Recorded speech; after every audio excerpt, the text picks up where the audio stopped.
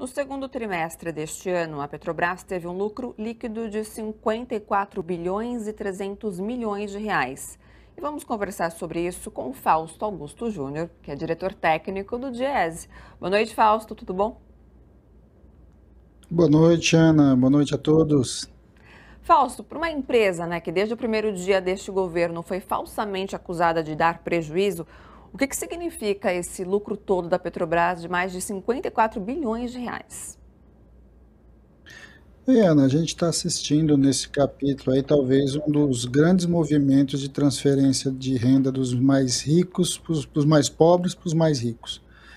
Muito do lucro da Petrobras hoje está vinculado à sua política de preços, que de alguma forma tem a ver com o fato de que repassa para a população os aumentos da taxa de câmbio de um lado e do aumento do preço do petróleo internacional. Ou seja, a Petrobras produz um valor muito menor do que o valor de fato que ela vende aí dos combustíveis. Isso ajuda a se entender por que os combustíveis estão tão altos no mercado. Além disso, a gente está assistindo também aí um processo de venda dos ativos da empresa, em que a gente vai assistindo, então, transferência de renda do Estado, né, ou seja, transferência do patrimônio do Estado para a mão dos acionistas privados de uma empresa que deveria pensar, deveria se voltar para o desenvolvimento nacional e não para o enriquecimento de determinados grupos. Você mencionou a questão dos acionistas, né? O que significa esse repasse aos acionistas, Fausto, de quase 88 bilhões de reais, né? O governo maior acionista, né, vai ficar com uma pequena parte, 32 bilhões, para bancar a PEC eleitoreira aí do atual. Afinal, a quem beneficia, quem que vai ser beneficiado, né, para essa atual política de preços da Petrobras?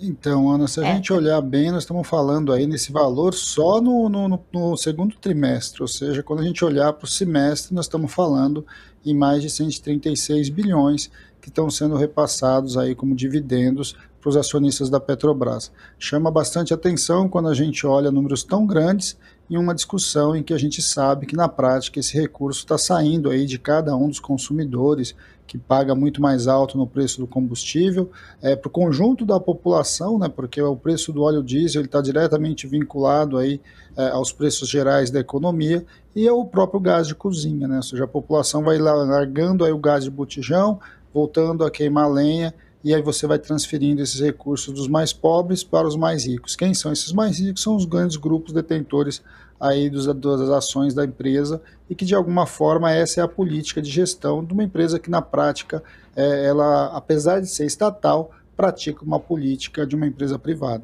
E falando no preço dos combustíveis, Fausto, nós vimos aí nos postos que ele tem apresentado uma ligeira queda, né? E tudo que o governo quer é não aumentar o preço dos combustíveis até a eleição em outubro. Mas e depois, Fausto? Quem que vai pagar essa conta?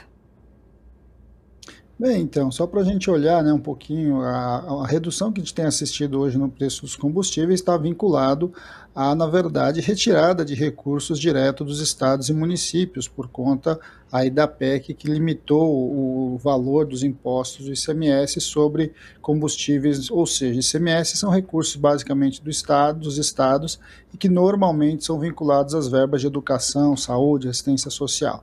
Então, na prática, o que a gente está assistindo é um processo de retirada de recursos públicos dos direitos sociais e que foi encaminhado principalmente para o valor da gasolina, porque se a gente olhar o que aconteceu com o óleo diesel e o que aconteceu com o botijão de gás, a gente não viu, na verdade, redução de preço, o que na prática, então, quem está sendo beneficiado por essa redução é em grande medida a classe média. Mas lá na frente, né, é inevitável que a política de preços não mudou, os impostos agora redefinidos pela PEC simplesmente não vão ser alterados lá na frente novamente, e aí quando você tiver alta do preço do barril de petróleo de um lado e você tiver alta do câmbio, nós vamos ver de novo os combustíveis subindo. Ou seja, não se mexeu na prática no problema principal e, na verdade, o que se fez foi retirar de novo recursos dos mais pobres para colocar na mão dos mais ricos. Uhum. Esse é o movimento de tudo isso. E agora é vinculado tudo a um projeto eleitoral, porque a gente sabe que tudo isso é uma grande cortina de fumaça para tentar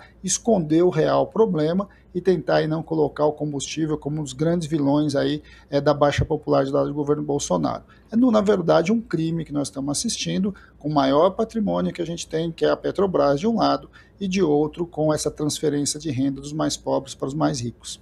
Isso mesmo. Fausto, obrigada mais uma vez pela sua participação aqui com a gente. Até a próxima sexta. Até a próxima, né? Eu que agradeço. Boa noite a todos.